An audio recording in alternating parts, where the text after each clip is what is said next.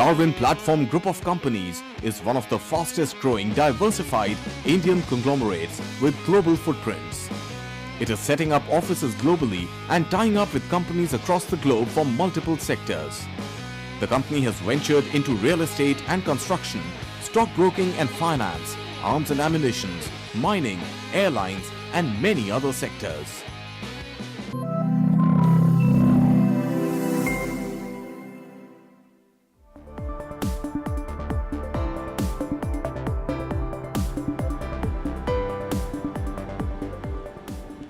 Good evening, ladies and gentlemen. Welcome to our special episode of Market Gurus, where you get to meet the finest market strategists, analysts, fund managers, and PMS founders to get a gauge of where the markets are headed from now on. Our guest today is a special man, Mr. Abhay Agarwal. He's the founder and fund manager at Piper Serica Advisors Portfolio Management Services and a 30-year veteran of Dalal Street. Good afternoon, Abhay. A very warm welcome to you on Market Gurus. What a pleasure to host you at a time when there is volatility, there is heavy selling, there is a set of MNCs that is making partial exits from this market. At the same time, there is a lot of enthusiasm, lot of hope, and lot of inflows coming into the markets. How have you been? Thank you, Shanti, for having me on the show and giving me an opportunity to express my views to your viewers. We have been good. Thank you so much. And I think the volatility that the markets are going through right now, I think it is par for the course in any investor who has been invested in stock markets for more than 5 years would have witnessed multiple bouts of volatility, technical corrections that markets face whenever they get overheated or wherever the participation falls to a new low. So I think it is a period of volatility and readjustment that the markets are going through. It does cause pain to investors who are not investors but mere speculators, but also gives long-term investors an opportunity to increase their allocation to the stocks that they always liked, but they're worried that they are overpriced. Right. So all in all, I would say healthy correction is what we are witnessing. Okay. Ladies and gentlemen, let me just give you a brief background about Abhay, and then we'll take this conversation forward. Trust me, this background will help you in trying to understand our conversation. So Abhay is the founder of Piper Serica Advisors, and over the last 20 years he's been at this job. At the moment, Mr. Agarwal manages 650 crore rupees in one specific fund, which is mostly small cap and mid cap dominated. It has a third of its portfolio in large caps as well, and of course some position is in cash. Apart from that, another 300 crores is in a fund that's based out of Mauritius and has the same portfolio as the Indian PMS scheme. Apart from Piper Serica, Abhay was director with JP Morgan between 1997 and 2004, where he spent 7 years, and before that, for 4 years, he was with Citibank. So here's a gentleman that's seen large parts of Asia and is absolutely in tune with valuations. Now, Abhay, let's get to the Q&A. We'll be discussing your portfolio and your excellent note that you've sent to your fund holders trying to explain this volatility. Given the background of about a 12.5% cut in the small cap index and about an 8% cut in the mid cap index from record highs, Abhay, do you think that the rally is over, or is this just a small pause in a longer bull market that's unfolding on Dalal Street?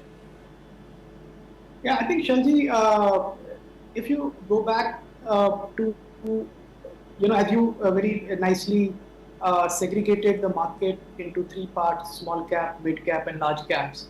If you go back over and look at 5-year rolling returns, you will see a stark outperformance by small cap index over mid cap and mid cap index over large cap index.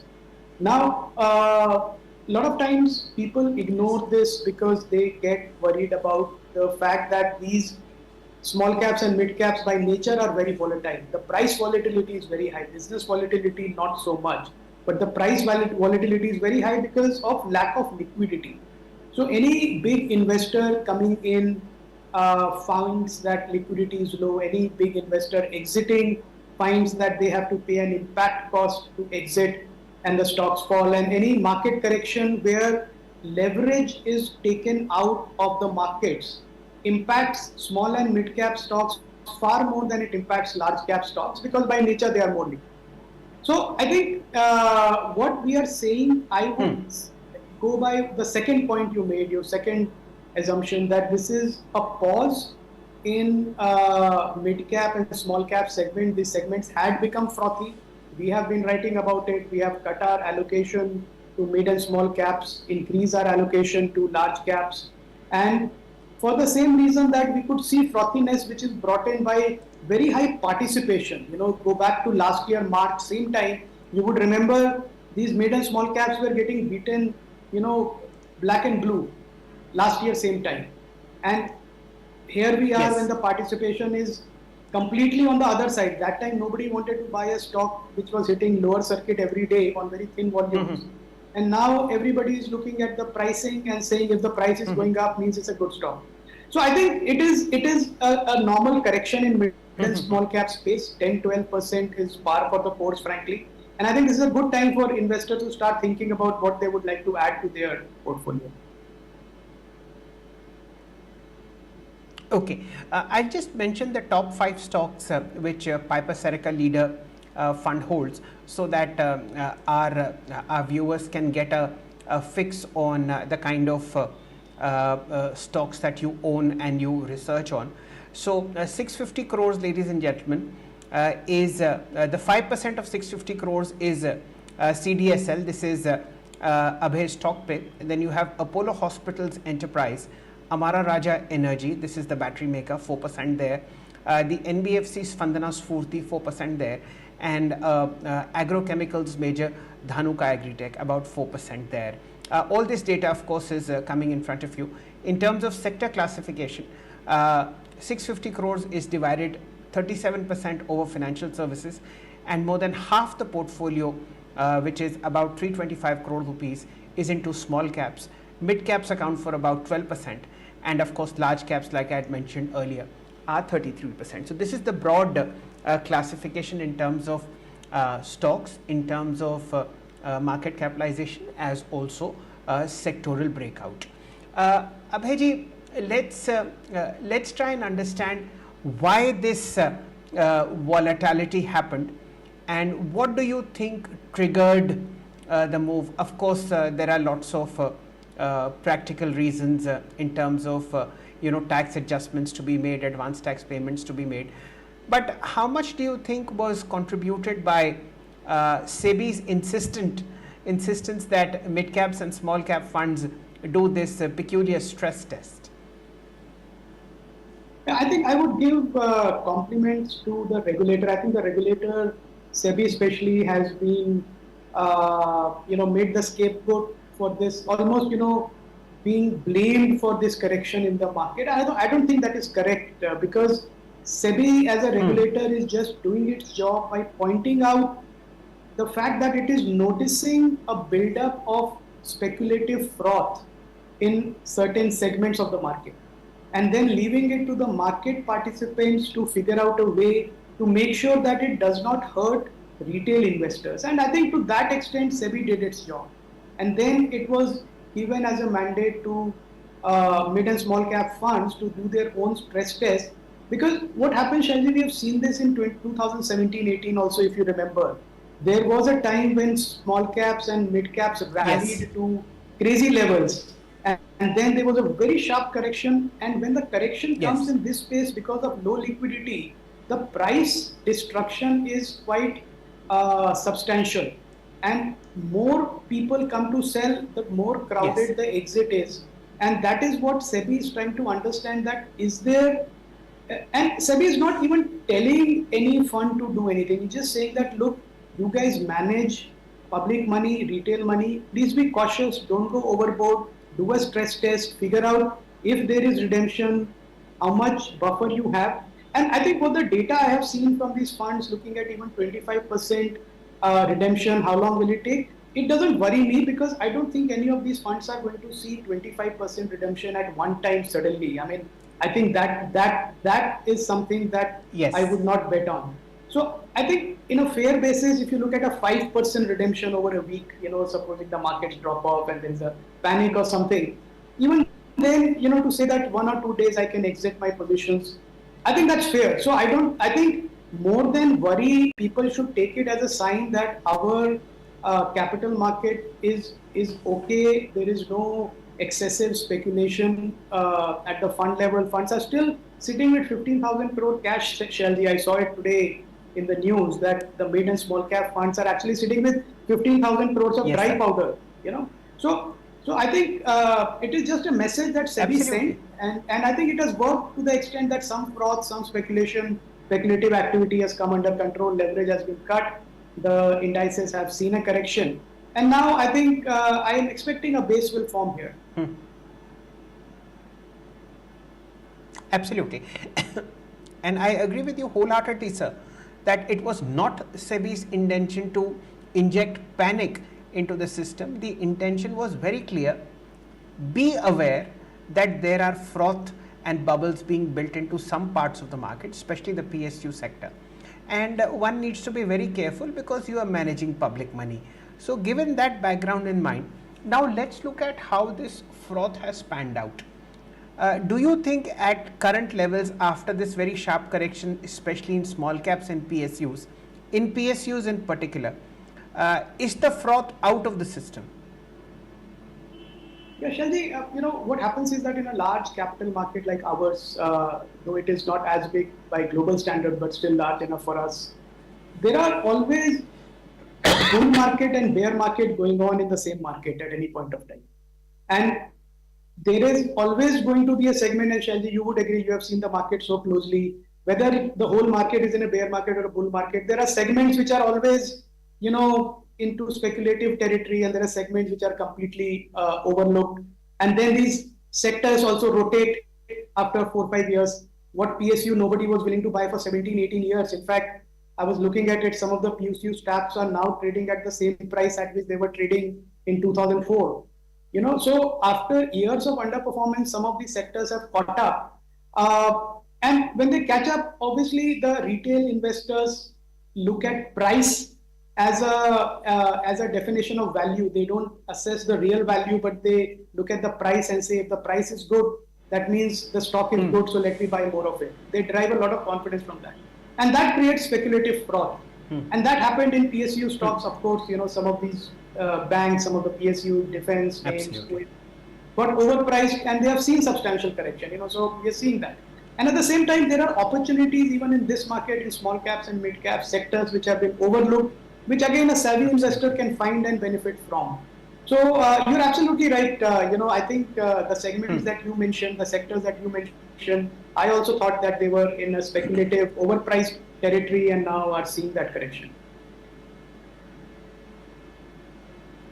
Okay, now let's get into the nitty-gritty of the daily job that you do, which is find value in this kind of a roaring bull market, Abhayji.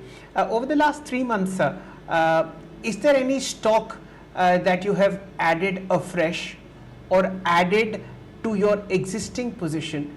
And is there a stock where you've bid goodbye, which is maybe done a partial exit or a full exit? Yeah, so I think, again, none of these are, I'll put a disclaimer that these are not buy recommendations or sell recommendations. These are portfolio actions that we are discussing, Yes. that you mentioned. So, and these are stocks that we're talking about that were either in our portfolio earlier or now. So in terms of new entrants, Shelby, Yes. what we have looked at is the whole agrochemical space, because I think that is a space where which has been overlooked Yes. because of last 5 years underperformance. and we added three stocks there, two earlier, Dhanuka Agritech, which is a small cap company, Bayer Crop Sciences, which is a larger cap company, mid cap company. And then we also recently added UPL as a contra bet, for the reason that these companies have been through a lot of tough time, and with the government's focus clearly now on creating food security, crop protection and enhancement of crop yield is going to be a big part of our agri system going forward.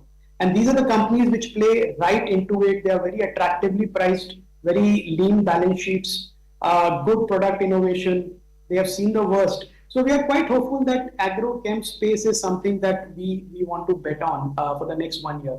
The second we have added over the last 3 months is a couple of pharma names, large cap pharma names like Dr. Reddy's and Divi's. Again, with the view that they have seen a lot of price correction in the generic space in the US. In the US, demand is coming back in a big way because US has a severe shortage of critical generics now. The US FDA is very friendly to Indian companies now because of lack of supply from other sources. And these companies have very strong pipeline of new products. So that is why we think that again, pharma is a sector which is now ripe for re-rating, and these companies play right into that. And so these are the two. And in terms of financial services, we had added Geo Financial Services when it had got listed. Our view there was that it is a very attractive play, a medium to long-term play on financial services market, financial inclusion, using technology to provide financial services, financial products to a very large base of customers spread all over the country. So these are some of the names we have added, Shalji, in our portfolio over the last 2-3 months. As you can see, the focus is on making some contra bets. In terms of exits, not really. We had Lemon Tree in our portfolio that we have exited completely because we think that the stock had made very good returns for us and it was getting into a consolidation zone now. So we exited that after holding for almost 2-3 years. Okay, so a wonderful exposition, especially on the agrochemical space. People will remember UPL at 800 rupees. Now this is sub 500. Bayer Crop Science has had peaked out at somewhere like 6,500. Now it's below 5,000. So wonderful picks, Abhayji, and I compliment your stock picking abilities to go against the grain. As you had very rightly said, even in a roaring bull market, there are sectors undergoing bearish phases, and those are the ones which people with a long-term eye over creating supernormal wealth look at. So in the agrochemical space, Bayer, Dhanuka Agritech and UPL, and of course the pharma space is buzzing. Abhayji, let's look at the crystal ball beyond May 2024. We know for a fact that the current dispensation will be back in the saddle on June 4th, and probably another set of very good reforms will be unleashed to sort of boost the economy as also capital markets. In your understanding, what are the 2 or 3 things that the government can do to boost the economy as well as capital markets? What are you looking forward to? I can clearly see them extending 2 key initiatives, Shalji, which they've already been talking about. One is making the farmer economy, the agri economy, very robust, because if we have an aspiration to get the GDP to grow close to 10%, it is very important that the agri economy grows and is not left behind. And the finance minister has continuously been talking about providing frictionless credit to farmers, to make sure that they can borrow at competitive rates and not left at the mercy of local unregulated shadow lenders. So I think agri is one space where I believe that government's focus will be for the next term, to make sure that crop yields increase. There are land reforms. There is the middlemen are removed so the farmers can get better pricing for their products. which can be higher than the MSP also.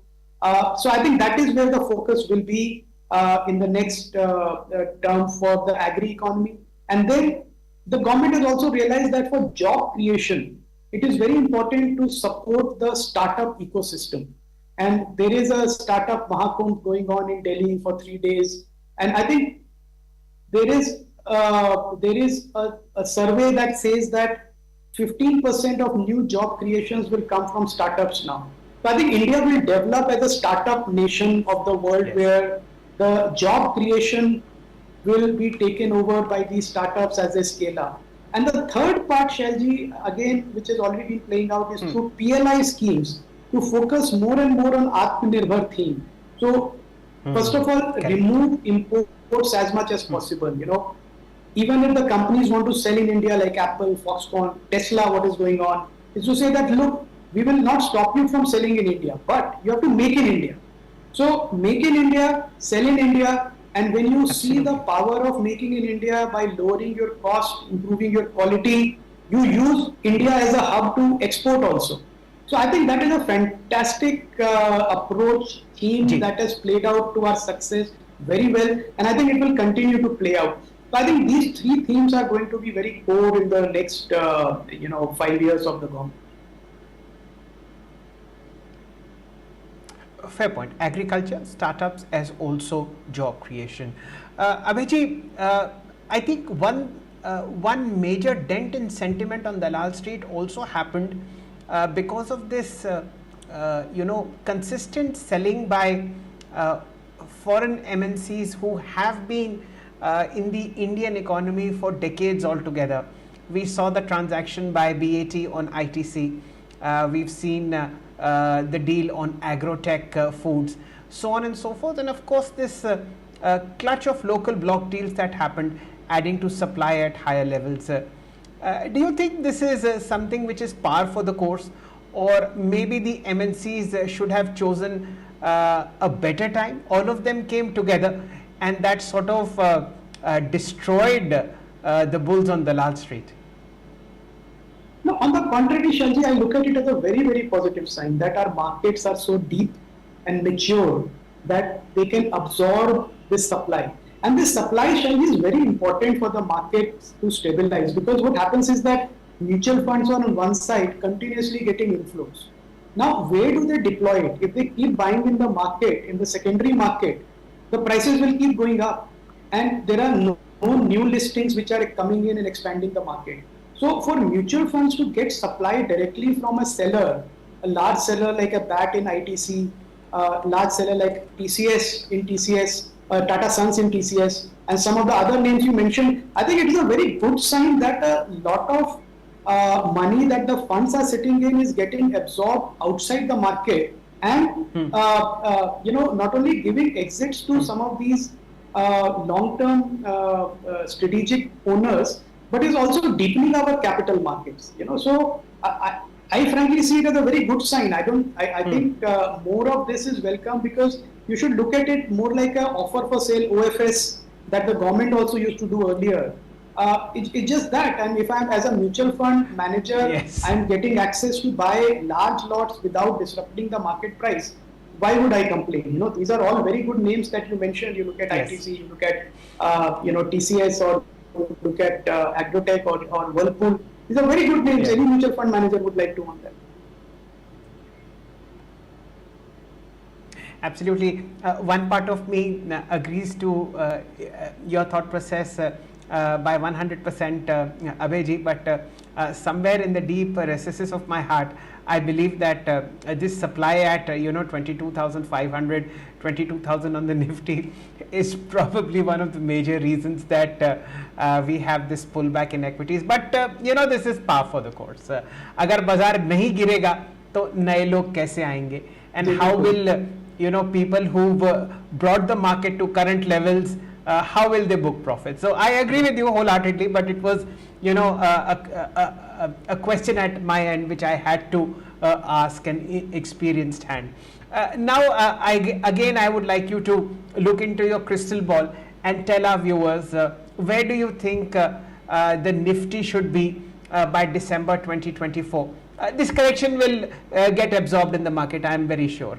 But given the earnings momentum, given the liquidity flows which you mentioned in your note to investors, and the fact that there is robust economic growth in India, 8% plus GST, where do you think Nifty ideally should be in a year from now, in 8 months from now, in 10 months from now?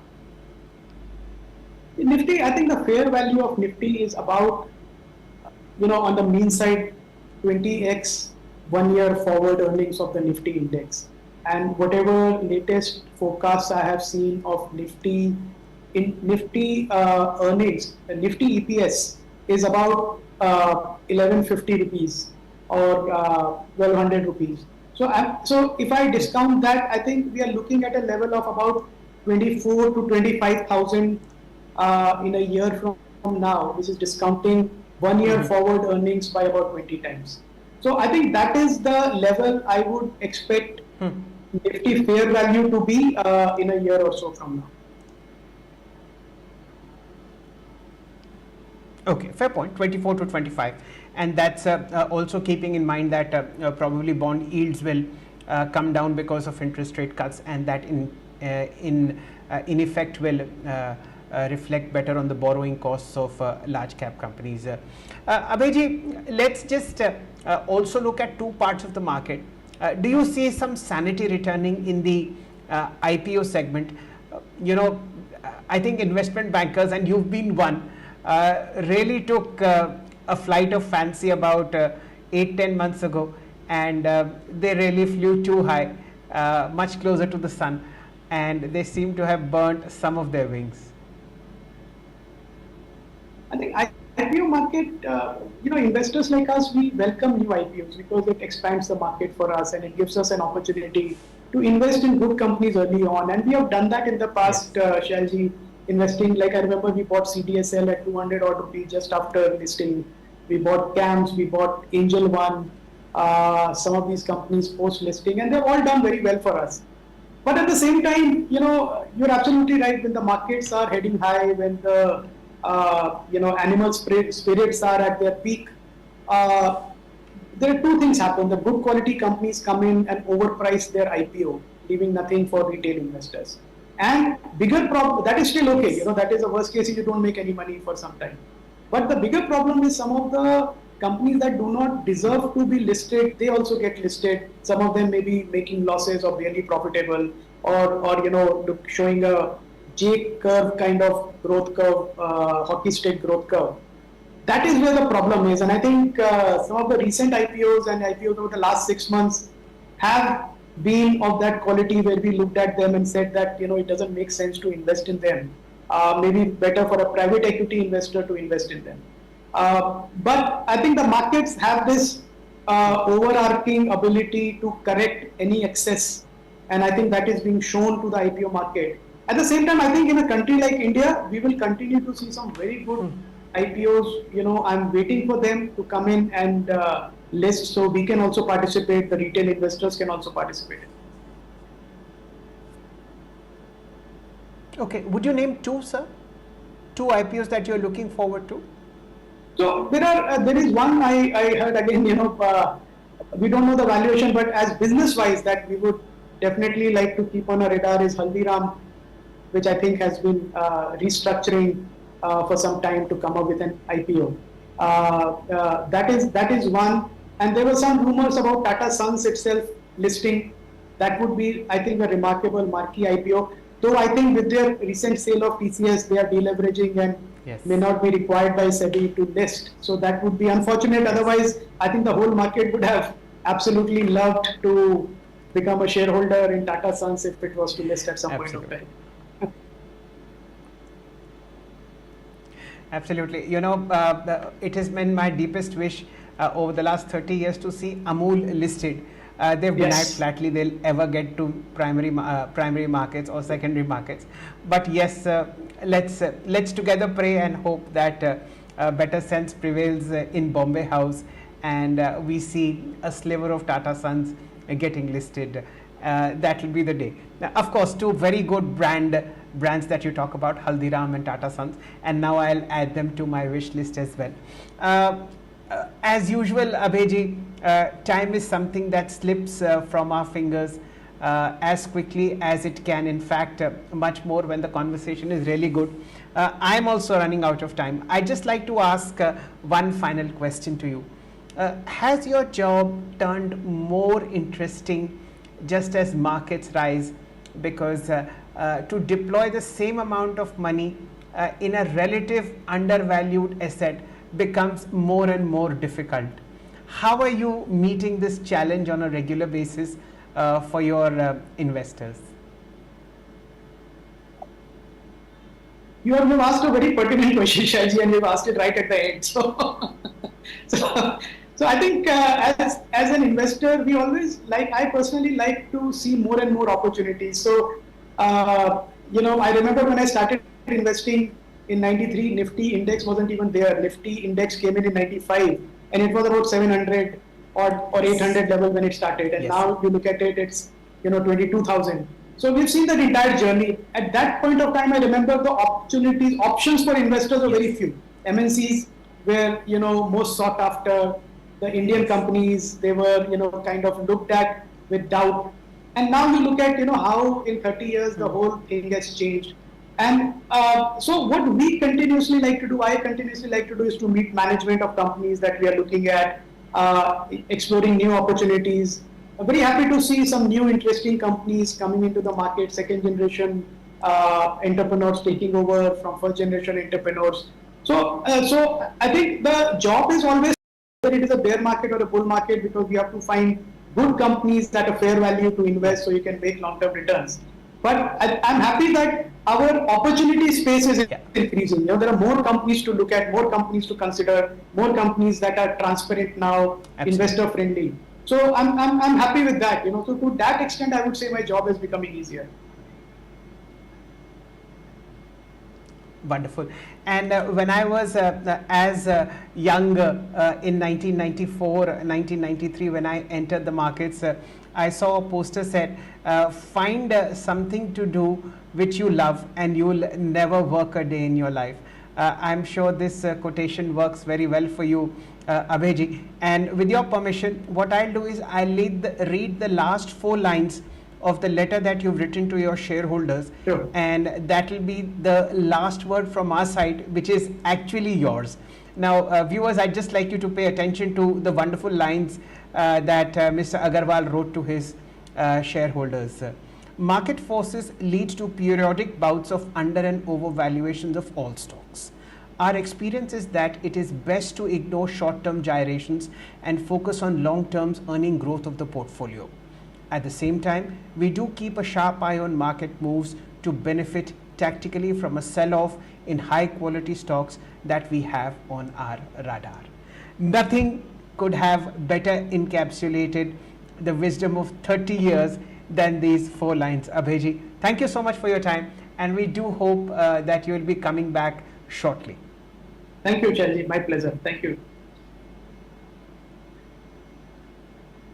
Okay, that, ladies and gentlemen, Mr. Abhay Agarwal. He's the founder and fund manager of Piper Serica Advisors, a fund that manages somewhere like 650 crore rupees.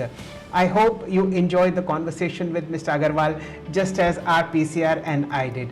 Thank you for watching Market Gurus, and stick to Business Today for all your financial news needs. That will be all from my end. Thank you and have a lovely evening.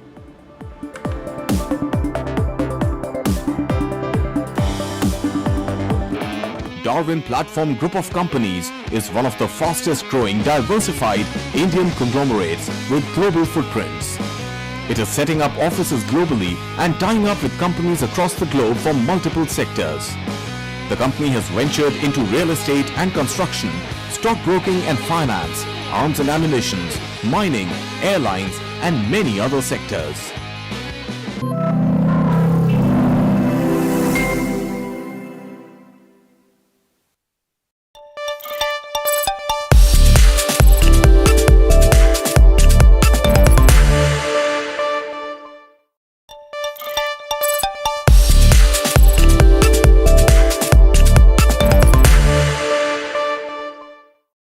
Hindu धर्म में